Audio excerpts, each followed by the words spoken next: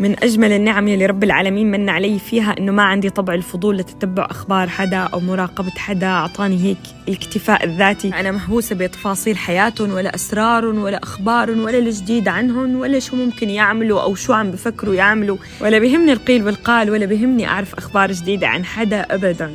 نعمة من ربنا يكون أكبر همومك بالحياة كيف بدك ترقي نفسك، تدرسي أولادك، تأمني بيتك، تطبخي أكلتك، تشربي فنجان القهوة مع نفسك، تعرفي الغلط والصح، تدرسي علاقتك مع ربك. ديري بالك من لسانك. نحن النساء بأكتر الجلسات نغلط بحق نفسنا قبل ما نغلط بحق الشخص اللي عم نحكي عليه، لأنه نحن ضرينا نفسنا، نحن جبنا لنفسنا إثم، نحن أخذنا من سيئات هالشخص. هو غلط لكن ذنبه على جنبه، في رب يحاسبه.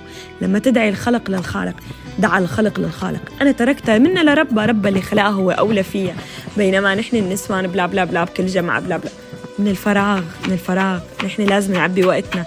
فلما نحن نجتمع بقعدة ونقعد نرغي على هي وهي أو يرغوا عليكي أنتي، لا تزعلي، لك أنتي عم تجيبي حسنات لنفسك وأنتي قاعدة. خلي دافع معنوي إلك